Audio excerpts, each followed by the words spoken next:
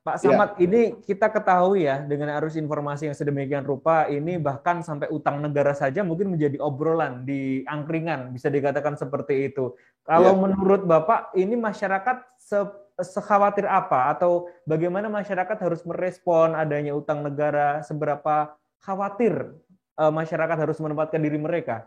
Iya, Mas Gilang. Jadi memang salah satu pembicaraan kami rekam dari publik itu juga membandingkan utang negara ketika zaman Pak Soeharto, ketika zaman Pak SBY, dan Hmm. ketika zaman Pak Jokowi.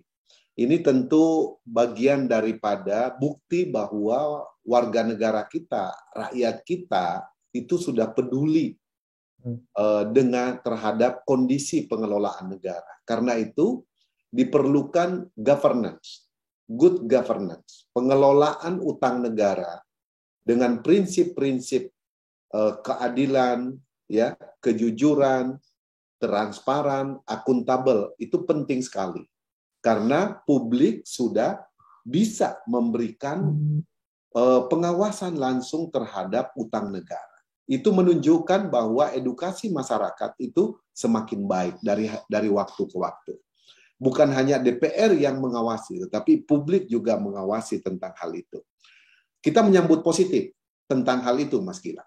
Dan DPR sangat mengapresiasi jika civil society terlibat langsung dalam memberikan pengawalan, pengontrolan, pengawasan sampai mulai dari sumber pinjaman, sumber utang, sampai pada penggunaan serta dampak penggunaan utang tersebut terhadap proyek-proyek strategis nasional.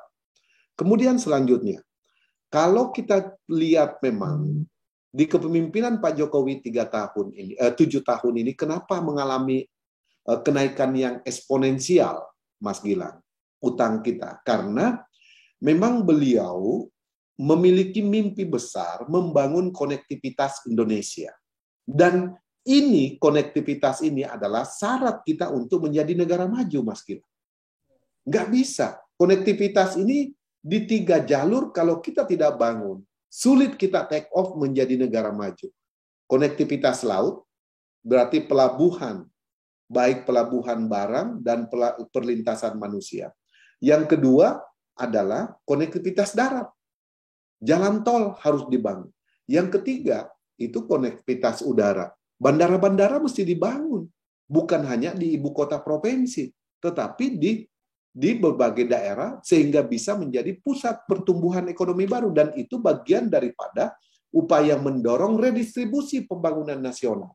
Sehingga cita-cita kita untuk mencapai keadilan sosial sesuai dengan pasal 5 Pancasila, sila kelima Pancasila, itu kita bergerak menuju ke sana. Nah, inilah pentingnya kita memberikan edukasi ke masyarakat. Nah, Pak Jokowi komitmen 7 tahun ini untuk bisa membangun 3 jalur konektivitas tersebut. Apa dampaknya buat masyarakat kecil? Ada. Yang tanahnya tadinya tidak punya nilai, dengan dibangun jalan tol, menjadi harganya naik. Apa dampaknya bagi pelaku usaha home industry yang tadinya biaya naik mobilnya, naik angkotnya, dan seterusnya dari lokasi industri rumah tangga ke pasar itu perlu biaya 15.000 dan jarak tempuh 1 jam. Sekarang bisa dengan harga yang sama, tetapi jarak tempuhnya bisa 30 menit. Jadi ada efisiensi. Nah, inilah yang harus dibangun konektivitas sehingga bisa meningkatkan efisiensi.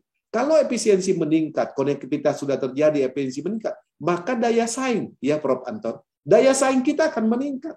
Kalau daya saing kita meningkat, saya yakin doing business kita juga akan semakin baik.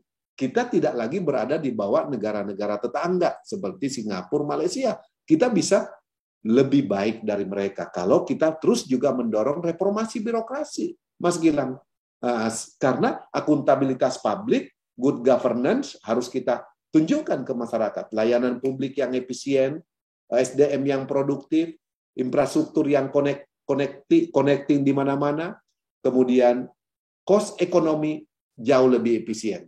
Nah, itulah kira-kira kenapa kita mesti terus mengedukasi masyarakat tentang peningkatan eksponensial utang-utang pemerintah di zaman Jokowi, Presiden Jokowi, dibandingkan di zaman Presiden SBY dan di zaman Pak Harto. Begitu Mas Gilang. Terima kasih sudah nonton. Jangan lupa like, subscribe, dan share ya.